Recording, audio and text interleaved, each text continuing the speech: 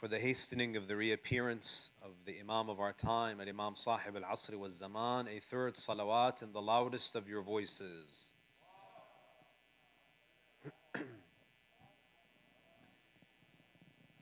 أعوذ بالله من الشيطان اللعين الرجيم بسم الله الرحمن الرحيم الحمد لله رب العالمين ثم الصلاة والسلام على خاتم الأنبياء والمرسلين سيدنا ونبينا محمد وعلى أهل بيته الطيبين الطاهرين.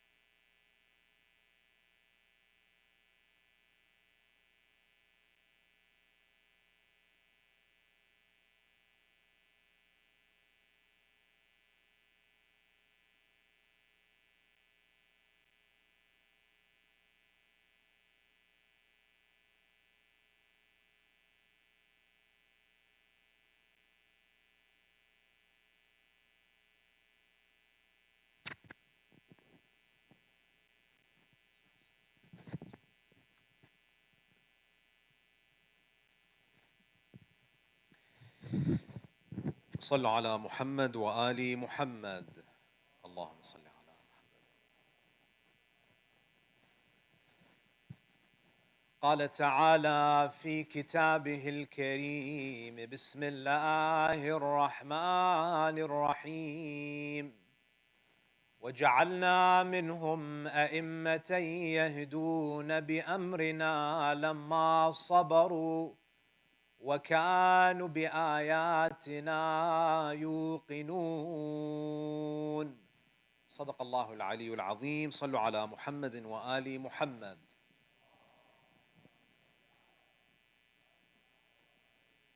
Respected elders, brothers and sisters, Assalamu alaikum wa rahmatullahi wa barakatuh. I begin by extending my condolences to our Imam, the awaited Imam, Al-Imam Sahib al-Asr wal-Zaman, on the occasion of the Shahadat of his grandfather, Al-Imam al-Hadi alayhi salam. When we attend these majalis of Azhar, in the same way that when there's a death in the community, we offer our condolences to the family, in these majalis, the one who we extend our condolences to is the Imam himself.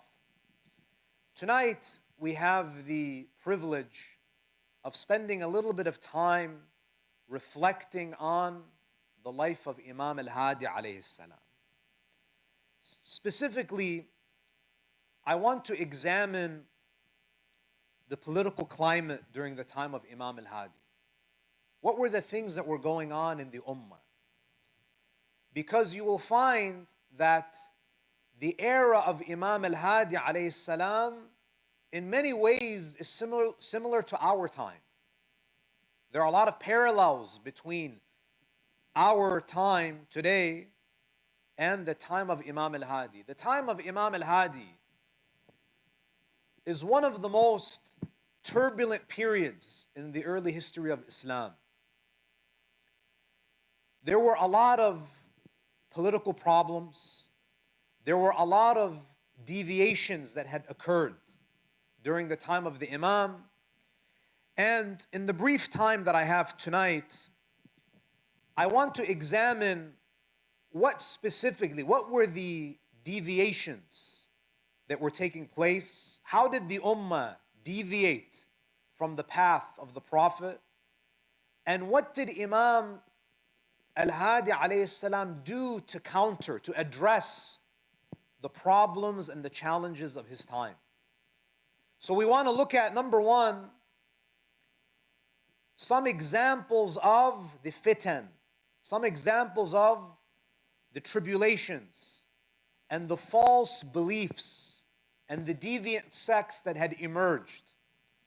And we also want to examine what caused this mass deviation in the Muslim community. And then, how did Imam al-Hadi alayhi salam address and counter all of these hardships? Now, we begin with the first.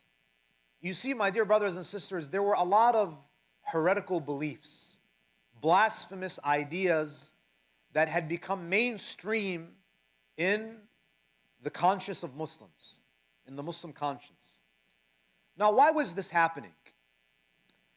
There were three factors that contributed to the emergence of false beliefs, deviant ideas, heretical teachings.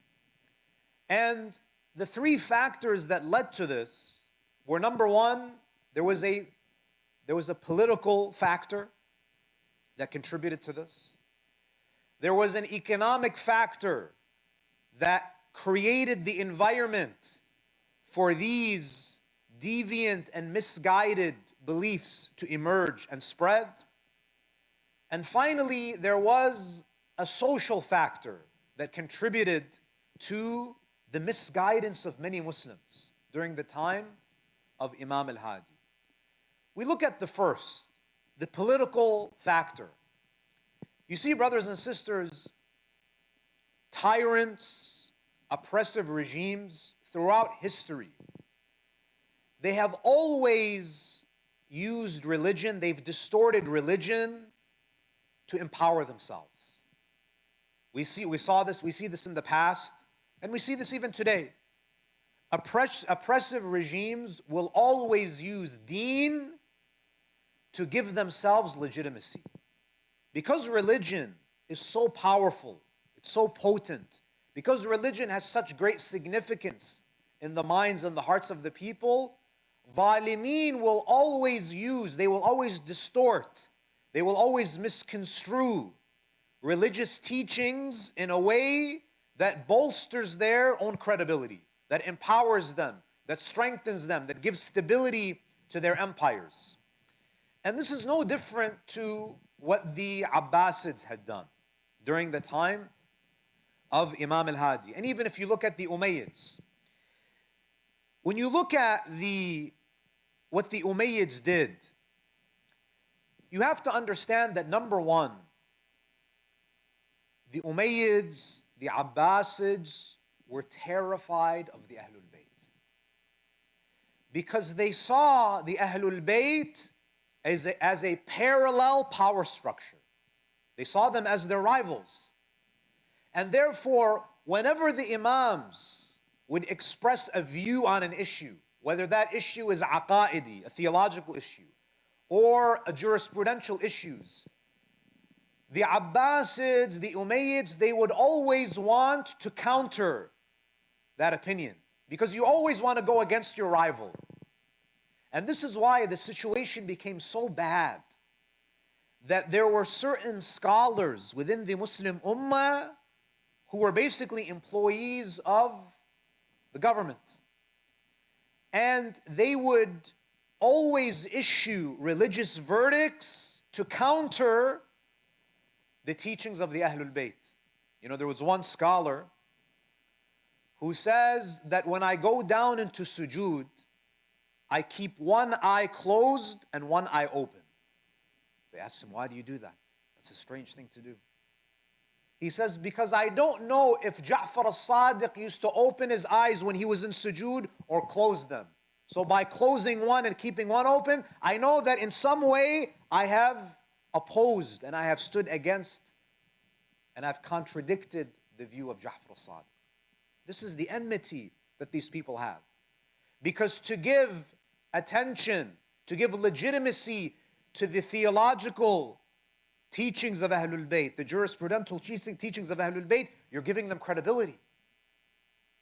And this is why our Imams, they say that if you find two narrations from us that contradict, there's a discrepancy,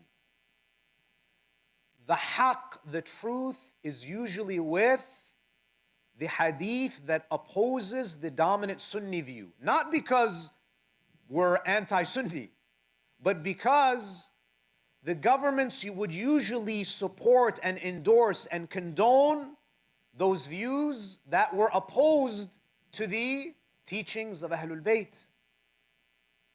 So the emergence of misguided beliefs was created because these hukam, these zalimeen, they always wanted to counter the teachings of the Ahlul Bayt. Another example of a false teaching that was adopted and spread, and even until today we suffer from it. And that is, there is a well-known fiqhi opinion, many Sunni ulama hold this view, that it is haram for Muslims to revolt against a Muslim ruler even if he's a fasiq. This is a well-known Sunni view. Some of the schools of jurisprudence in the Sunni tradition, they hold this opinion that it is haram for Muslims to revolt against a Muslim ruler, even if that Muslim ruler drinks and gambles and doesn't observe the teachings of Islam. Now you can imagine a fiqhi view like that. Don't you think the Abbasids would endorse that? Don't you think that the ahadith that were fabricated, that convey such a message, would be spread far and wide in the Islamic empire? Of course. Because if I'm an oppressor, the best fatwa that you can give me is that no matter what I do in my personal life, my subjects can never revolt against me. These jurisprudential opinions, they exist until today. This is a consequence. This is a result of the early history of Islam. So you see that the Muslims were dealing with these issues. Now, of course, the Imam alayhi salam, he has a responsibility to guide. So when you look at the ahadith of the Imams, when you look at the teachings of the Imams are very strategic. Meaning that oftentimes their statements, their sermons are addressing the misguided beliefs that have become mainstream at the time. So number one, what contributed to the mass deviation of Muslims during the time of Imam al-Hadi is that political factor. That political factor that existed even during the time of the Umayyads. The influence of government over what is seen as legitimately Islamic and what is seen as heretical. Because the state decides what information the public gets. They decide who represents Islam and who doesn't represent Islam. And up until today, the ummah of the Prophet is suffering the consequences of decisions that were made at that time. So you have the political factor. You also have, and we even see this today, by the way, speaking of the political factor, there was a time where you could not, the religious clerics in Saudi Arabia, they would be up in arms if there was a concert in the land of Tawheed. A concert. They would speak out against it. They would not allow casinos to be opened But now what happened?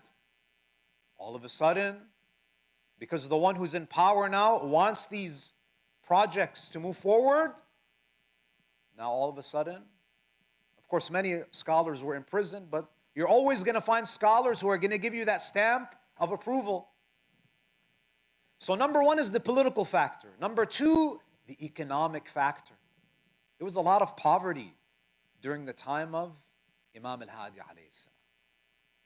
And when people are having trouble feeding their families, they're not going to spend time learning and educating themselves about aqa'id. They're trying to survive. So when you have an ignorant populace, they're much more vulnerable to misguidance. They can be manipulated. They can be exploited. So the Abbasids, they were hoarding the resources of the Islamic Empire for themselves. They were enriching themselves. And people were suffering economically. And when you have people who are struggling to survive, they don't have time to engage in theological discussions. They don't have time to find the truth, to seek the truth. They're busy trying to put food on the table. So the economic situation during the time of Imam al-Hadi alayhi salam, it exacerbated the problem. So you have the influence of the government determining what is real Islam and what is not. What ahadith are we going to allow to circulate, and what ahadith are we going to censor? Number three is that you see that there are social factors that contribute to Muslims going astray at this time. When the Abbasid Empire is expanding, because the Islamic Empire had expanded, now you have Muslims mixing with people from different backgrounds. The Abbasids were very adamant about having the works of Greek philosophers translated. So now you have books, philosophical works, religious texts from other traditions that are being translated into Arabic. And people are always attracted to things that are new. A new book, a new idea.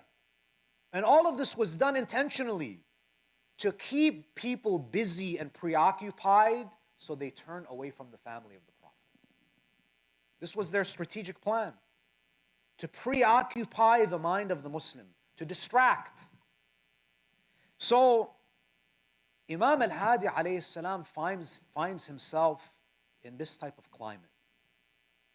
Now I want to give you some specific examples of the misguided beliefs that had become mainstream, that were becoming mainstream in Muslim communities during the time of Imam al-Hadi alayhi salam.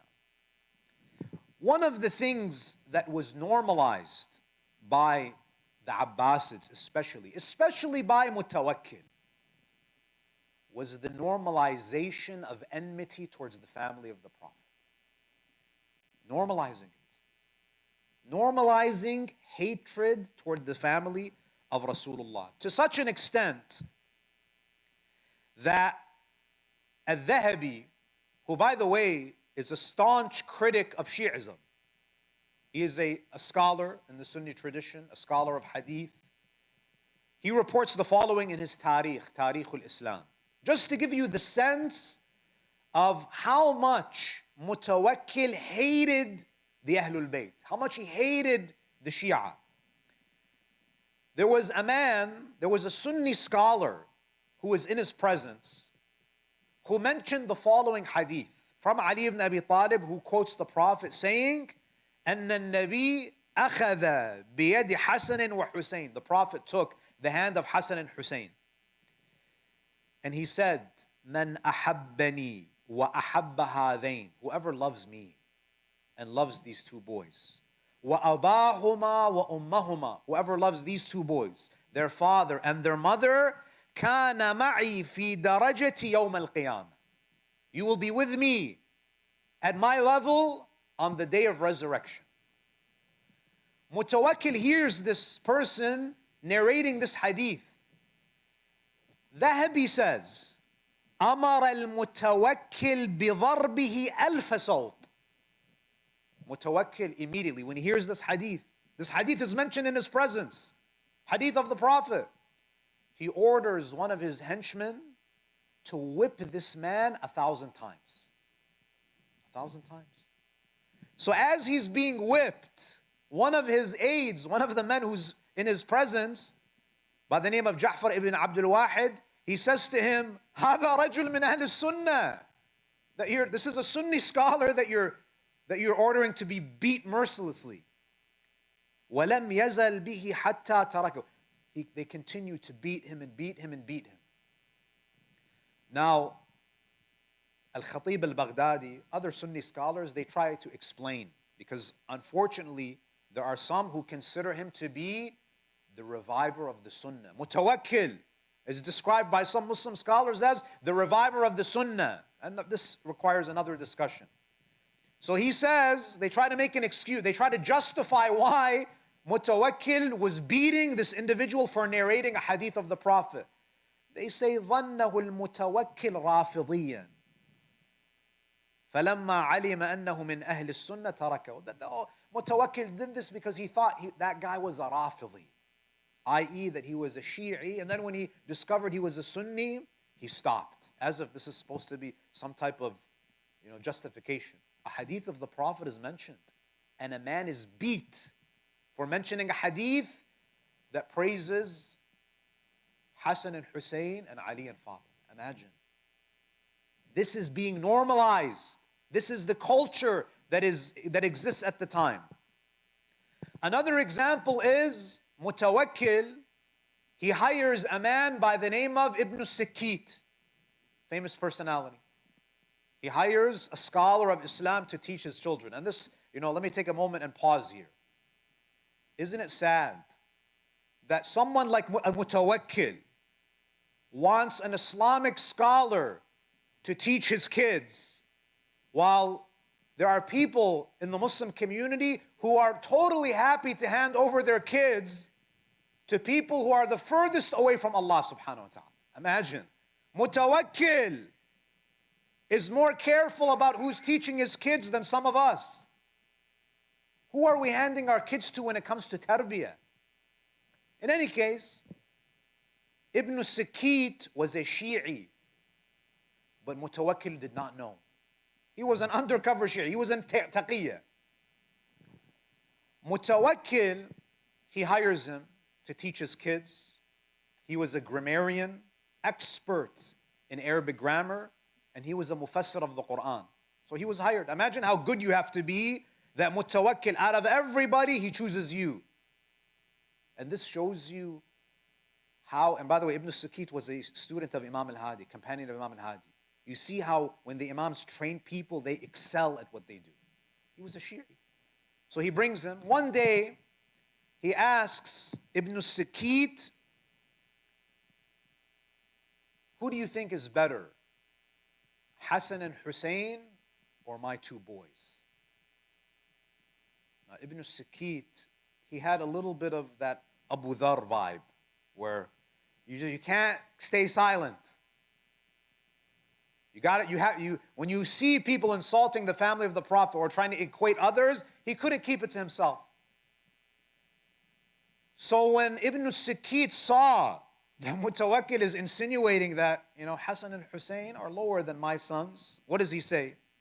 He says, Wallah, inna qambaran khadimu Ali ibn Abi Talib khayrun minka wa min waladayk. I swear by Allah that Qambar, the khadim, forget about Hassan and Hussein, the khadim of Ali ibn Abi Talib is better than you and your two sons. This is shaja', this is courage. And that moment of courage, it's amazing. Do you think Ibn Sikit would ever imagine that stand, defending the name of Ahlul Bayt, would result in him being remembered almost 13 centuries later in Vancouver? Would you look at how Allah elevates those who defend the family of the Prophet? That today, His name is honored from the Manawir because of that bold stand that he took against a zalim. And he paid the price for that. He knew what that kalima was going to cost him. Do you know what Mutawakkil did? He put a hole in the back of his neck and he pulled his tongue out from the back of his neck and he crucified him. Why? Because he asserted that Hassan and Hussein are they're better than your sons. And it's sad that Mutawakkil had created such an environment. Mutawakkil normalized the marginalization of Ahlul Bayt to such an extent that Bukhari, Muhammad ibn Ismail al-Bukhari, whose book is the most revered book in Sunni Islam. Do you know that Muhammad ibn Ismail al-Bukhari lived at the same time as Imam al-Hadi? He was living during the time of Mutawakkil. There is not one hadith from Imam al-Hadi. Not one hadith. Nothing. Fulan is mentioned, Fulan. Khawarij are mentioned. If you look at the chain of transmission, some Khawarij are mentioned in the Asanid of Bukhari. But Ali al-Hadi is not mentioned. That's why today we are still suffering from that period. Because when you create this type of culture, Ahlul Bayt are an afterthought. And until today, this is why it's important that we celebrate the wiladas, that we commemorate the shahadat. It's important. Because a lot of work was done to marginalize this family. And we have a responsibility, especially on these nights, when it's the 9th Imam, the 10th Imam, you know, I call them the Mazloom Imams. The ones who they're considered the second class A'imma. This is shameful, brothers and sisters. We have to make an extra effort to attend on these nights. If you look at Ibn al-Athir, and what's incredible is that you have Sunni scholars who admit that this Mutawakkil had contempt for the family of the Prophet. Ibn al-Athir in his Kamil fi al-Tarikh, he says, وَكَانَ الْمُتَوَكِّلْ شَدِيدُ الْغَضَبِ لِعَلِي ibn Abi Talib. The Mutawakkil had an intense hatred for Ali ibn Abi Talib, وَلِأَهْلِ بَيْتِ, and is the Ahlul Bayt. وَكَانَ يَقْصُدُ مَنْ يَبْلُغُ أَنَّهُ يَتَوَلَّى عَلِيًّا. And he would search, he would chase after, he would send his officers after those who expressed any love or affinity to the Ahlul Bayt. And what would he do? بِأَخْذِ الْمَالِ وَالدَّمِ. He would confiscate their wealth. He would confiscate their wealth. He would shed their blood because of the love of the family of the Prophet. Another example of the deviation is the anthropomorphism of Allah. Today, we have Muslims. The mainstream opinion of our Sunni brothers and sisters is that on the Day of Judgment, you will see Allah with your eyes. Where do you think this comes from? It comes from those days. You know, there's a narration that mentions, it's a historical account, فَقَدْ اسْتَقْدَمَ الْمُتَوَكِّلْ الْمُحَدِّثِينَ. Mutawakkil, he summoned the hadith scholars to Samarra. وَأَجْزَلَ عَطَايَاهُمْ. He gave them good salaries, he gave them gifts. وَأَكْرَمَهُمْ. He honored them. وَأَمَرَهُمْ أَنْ يُحَدِّثُوا بِأَحَادِيثُ الصِّفَاتِ وَالرُّؤْيَةِ. He tells them, I want you to mention and circulate the ahadith that attribute human qualities to God and emphasize that Allah can be seen. This is what happened during the time of the Imam. People even until today, they think, Yadullah fawqa aydihim. Yes, Allah has a hand, but we don't know the nature of that hand. Why does Allah have a hand? Because He affirms that He has. Wajhullah, yes, Allah has a face. A physical face. They say, no, we can't comment. We don't know what that means, but we affirm that Allah has a face. This goes back to that era. The spreading, making these beliefs existed, but they were on the fringes. Mutawakkil is now making them mainstream. There were sectarian wars during the time of Mutawakkil. You know, a lot of similarities between our time and the time of Imam al-Hadi. There was a big debate. Is the Quran created or is it eternal? Is the Quran hadith or is it qadim? Mu'tazilis and Ahlul Hadith, the literalists, shedding each other's blood. Shafi'is would fight with Hanbalis. Shafi'is would fight with Hanafis. There was a lot of sectarianism. You also see, my dear brothers and sisters, so the question here is, what did the Imam do about that? One of the things that the Imam did, and we don't have enough time, unfortunately, but the Imam, one thing that he did, among the things that he did, is that he trained individuals to become scholars. He had that inner circle. Yes, he would give general guidance, but he took a few individuals under his wing and he turned them into fuqaha. He turned them into experts in kalam. And he would spread them. The Imam this was succession planning. The Imam knows that he's not going to live forever. So he built these students. Among the Ibn al-Sukit, as I mentioned, was a scholar. He was a student of Imam al-Hadi. Grammarian, mufassir of the Quran. You have individuals like Al-Husayn ibn Sa'id al-Ahwazi, Al-Hasan ibn Sa'id al-Ahwazi. These individuals, students of Imam al-Hadi. They wrote 100 books on aqa'id and fiqh under the supervision of Imam al-Hadi. When you look at Al-Kutub al-Arba'a, when you look at our hadith corpus, when you look in the chains of transmission, if it mentions Al-Husayn ibn Sa'id al-Ahwazi, it means that hadith is from his book that was authored during the time of Imam al-Hadi under the supervision of Imam al-Hadi. Imam al-Hadi preserved the pure Islam of Ahlul Bayt by training, investing in the brightest and the best in the community. You have Shah Abdul Azim al-Hasani. For those who've been to Tehran, you can visit him. He was trained by Imam al-Hadi alayhi salam. Dawood ibn al-Qasim, high-ranking scholar, trained by Imam al-Hadi. We need an entire lecture to speak about the high-caliber students of Imam al-Hadi.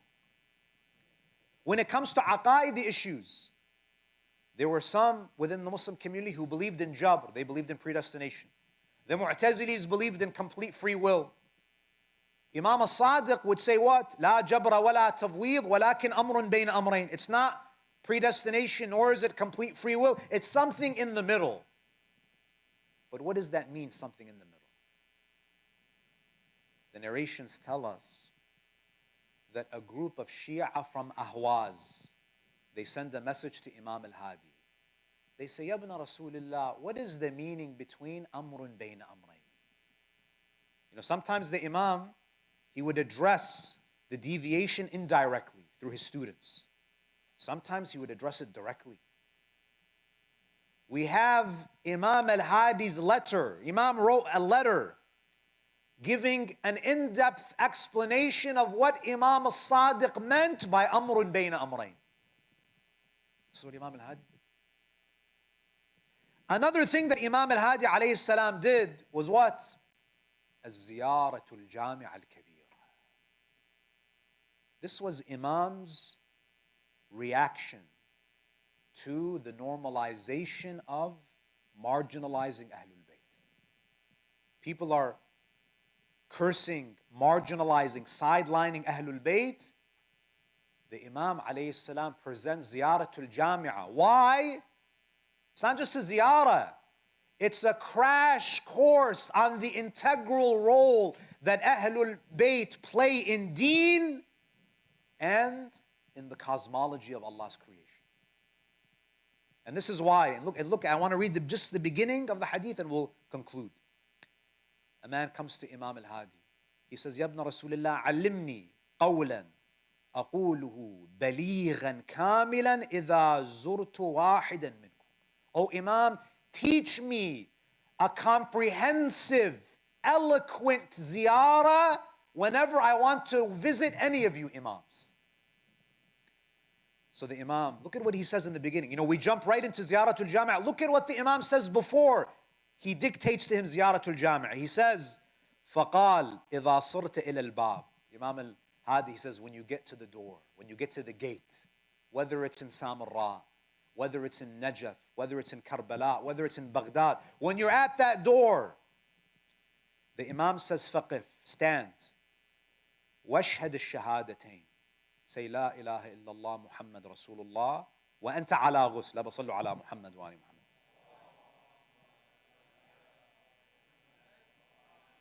He says, recite the shahadatain.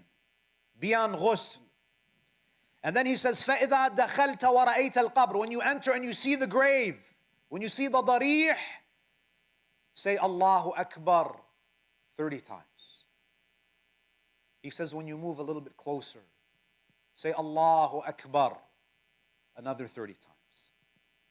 And when you reach the grave of your masters, recite Allahu Akbar 40 times. Now you may ask, why is Imam al-Hadi emphasizing on Allahu Akbar before the Ziyara? One possible reason that our ulama give is because Ahlul Bayt are so great that the fear of you attributing divinity to them, the Imam says, mention Allah so you never mistake us for gods. So you understand, number one, that do never strip us of our ubudiyyah. Yes, our greatness is beyond your comprehension, but do not attribute ubudiyyah to us. He wants to instill this concept that Allahu Akbar. And then the Imam alayhi salam, perhaps he always also wanted to emphasize that if you want pure tawheed, it is only with us on Muhammad. That's where you get pure tawheed. And on a night like this, this Imam, who is a beacon of light for the followers of Ahlul Bayt, for the Muslims, he was poisoned. But you know, Imam, he was poisoned on many occasions. Just like Imam al-Hasan, he wasn't just poisoned once, they were poisoned multiple times. On one occasion, Imam al-Hadi, salamullahi alayhi, he was ill on his deathbed. He tells one of his companions, Abu Hashim al-Ja'fari, he says to him that find me one of the Shi'as and give him some money so he can go to Karbala to pray for my shifa. Abu Hashim al-Ja'fari, he goes and he sends one of the Shia, one of the Muwali, but he comes back to the Imam. He says, Yabna Rasulullah, how does it make sense that you want someone else to make dua for you? You're an Imam. Imam al-Hussein is an Imam and you are an Imam. Why don't you pray for yourself? I don't understand why you want to send someone to make dua for you. It is through you that our du'as are answered. And this is where Imam al-Hadi, look at how this Imam instilled the love of Imam al-Hussein. If it wasn't for Imam al-Hadi, maybe the ziyarah of Imam al-Hussein would have been lost. He says to him, Inna lillahi mawadi' yuhibbu an yu'bada fiha. Because there are certain places that Allah loves to be worshipped at. وَحَائِرُ الْحُسَيْنِ مِن تِلْكَ الْمَوَاضِعِ. And the grave of Imam al-Hussein is one of those places. On another occasion, someone else says, Oh Imam, why are you sending Shi'as to pray for you in Karbala? You are an Imam. The Imam, he says, Rasulullah is better than the Kaaba and better than Hajar al-Aswad. But Rasulullah would do tawaf around the Kaaba. He would hold Hajar al-Aswad even though he's better than Hajar al-Aswad, because Allah loves to be worshipped in certain places. And I also I seek my shifa through the barakah of the grave of Imam al-Hussein alayhi salam. Every za'ir of Imam al-Hussein alayhi salam owes a debt of gratitude to Imam al-Hadi, the preserver of the ziyarah of Imam al-Hussein. But I say to Imam al-Askari, Yabna Rasulullah, who is Sahib al-Aza on this night, we say to the Imam that yes, your father was poisoned, but at least you got to kiss the face of your father. At least you got to kiss the face of Imam al-Hadi. When Imam Zainul Abidin and Sayyidah Zainab, when they wanted to fare Abi Abdullah al-Hussein, there was no face for them to kiss. The narrations say that when Imam al-Hussein alayhi salam, when he was martyred, after they trampled his body, after the caravan had left Karbala, 3 days Imam al-Hussein alayhi salam was left without a burial. We say to Imam al-Askari, Ya ibn Rasulullah, at least you were able to immediately bury Imam al-Hadi. At least you were able to raise his body. While Imam al-Sajjad, when he returned to Karbala, he tried to lift the body of Abu Abdullah, but part of his body would fall on the ground because of how badly he was mutilated. They had to get this massive leaf and collect the body parts of Imam al-Hussein. If it was not for Imam al-Hadi, the grave of Imam al-Hussein would have been lost. For a long time they tried to conceal the location of his grave. The Shi'as, there was a time where they would come to Karbala and they would not know exactly where the location of the grave of Imam al-Hussein is. They know it's in Karbala, but they don't know specifically where. And sometimes there would be Bedouins traveling, Shi'i Bedouins, and they would guide them. One Bedouin would walk on the plains of Karbala. He would pick up the sand and he would smell the sand and he would put the sand down. He would walk a few steps further. He would pick up the sand and he would smell the sand and he would say, this is where Abi Abdullah is buried. And he would recite those lines of poetry. أرادوا ليخفوا قبره عن محبه. أرادوا ليخفوا قبره عن محبه. They wanted to conceal the grave of Imam al-Hussein from his lovers. وطيب تراب القبر دل على القبر. But the fragrance from the grave of Imam al-Hussein always guided the lovers to the location of his grave. لا حول ولا قوة إلا بالله العلي العظيم وسيعلم الذين ظلموا أي منقلب ينقلبون والعاقبة للمتقين. My dear brothers and sisters, there are many people who are in need of our du'as. So with these teary eyes, these tears that we shed for the aza of Imam al-Hadi alayhi salam, let us recite أَمَّنْ يُجِيبُ الْمُفْطَرِ 5 times in the loudest of your voices. Bismillahir Rahmanir Rahim. أَمَّنْ يُجِيبُ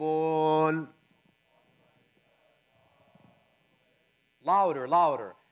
أَمَّنْ يُجِيبُ الْمُضْطَرَّ إِذَا دَعَاهُ وَيَكْشِفُ السُّوءَ. أَمَّنْ يُجِيبُ الْمُضْطَرَّ إِذَا دَعَاهُ وَيَكْشِفُ السُّوءَ. أَمَّنْ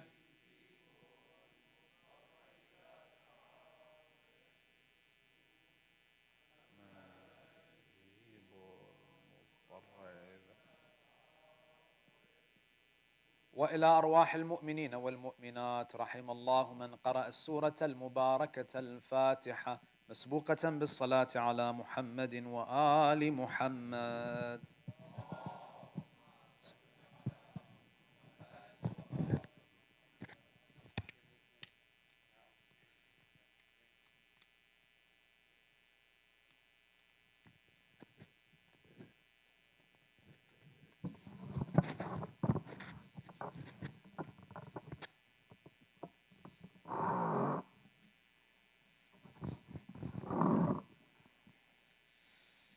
Zahra तुम्हारे घर को नजर किसकी लग गई.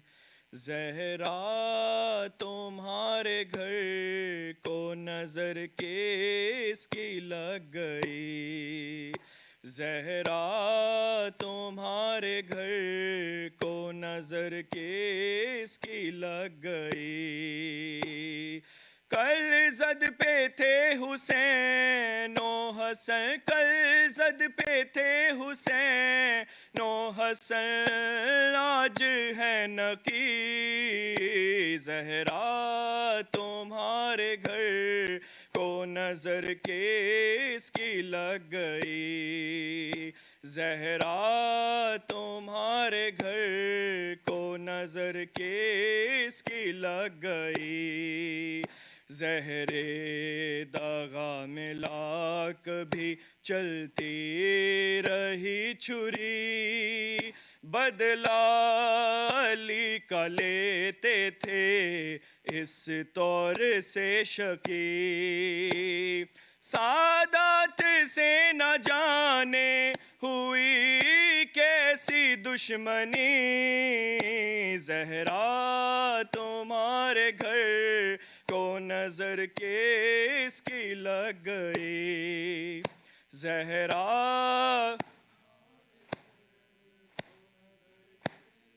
की लग गई।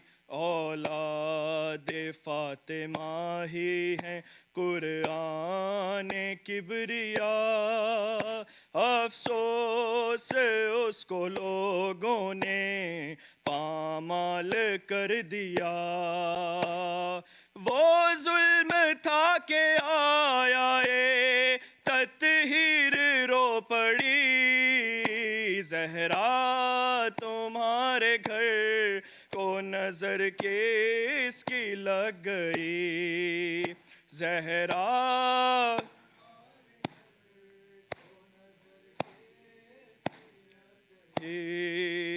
मौला सितम की कैद में हर रात रोते थे, हजरत को अपने दादा बहुत याद आते थे।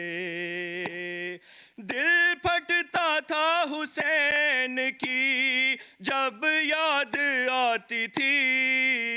ज़हरा तुम्हारे घर को नजर की इसकी लग गई। ज़हरा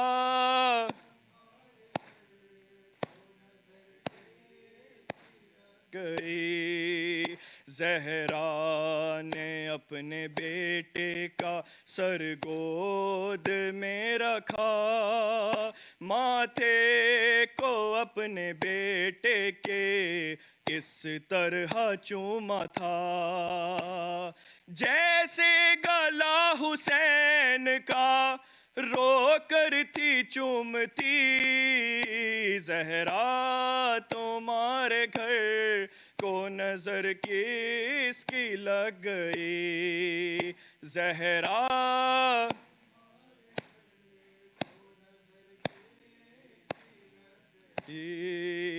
ज़हरे दागा लईनों ने ऐसा पिला दिया, कटता था दिल तो चेहरा भी मौला का जर्द था।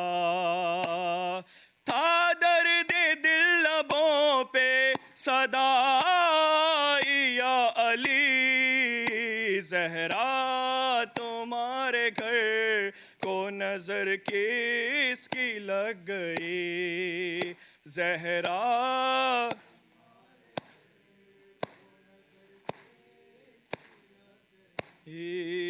दरबार में सितम ये सकीना पे हो गया, एक तश्त में हसीना को बाबा का सर मिला।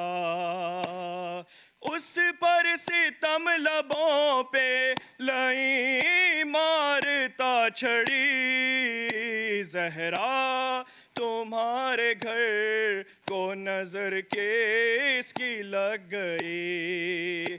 ज़हरा तुम्हारे घर को नजर के इसकी लग गई। या हुसैन या हुसैन या हुसैन पर मोहम्मद वाले मोहम्मद सल्लल्लाहु।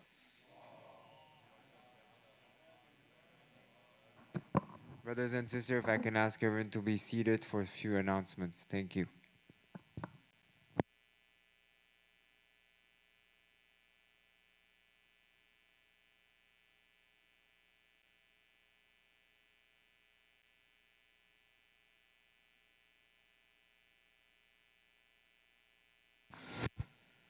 Respected elders, my brothers and sisters, Assalamu alaikum.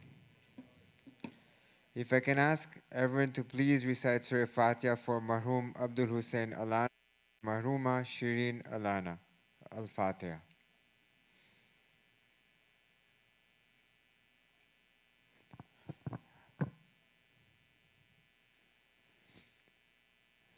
I would like to make announcements for a few programs coming up. So inshallah tomorrow we'll have Dua Nutba at 11:45 a.m. followed by Juma Salat. This Saturday, January 28th, we will celebrate the Wiladat of Musa Kazim alayhi salam, and we will also have the Sufra of the 6th Imam.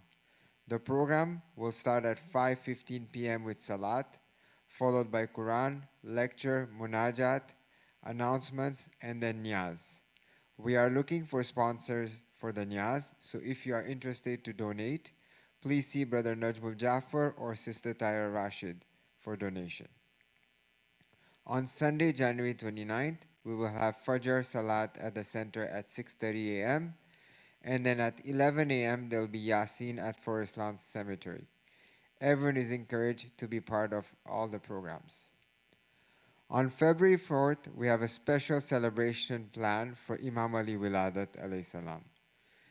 Inshallah, join us for a festival of colors celebrating the Khushali occasion, including children's station, mango shakes, veggies, some light food, chai, of course, pan, and desserts. The program will start at 6:45 with Quran, lecture, munajat, announcements, and then tabarruk and dessert will be served in the gym. So please make sure to join us. And once again, I would like to announce that we are holding the Fallen Stars tournament during the long weekend in February, the Family Day long weekend. Inshallah, we'll have badminton, soccer, hockey, basketball, volleyball, table tennis for ladies and gents, and boys and girls. We'll also have Karam and Scrabble. The tournament will be on February 18 and 19, and we'll inshallah also have a program of closing ceremony. All information have been shared on Keeping Connected. Otherwise, you can also contact one of the sports coordinator or myself, Brother Sahir Musavi or Brother Abbas Muhammad. Thank you. Now we have tabarruk served in the foyer. We'll take a 15-minute breaks, then we'll have amal. So it's 8:35 right now. If I can ask everyone to be in the masjid at 8:50 so we can start the amal as soon as possible. Thank you. Salawat.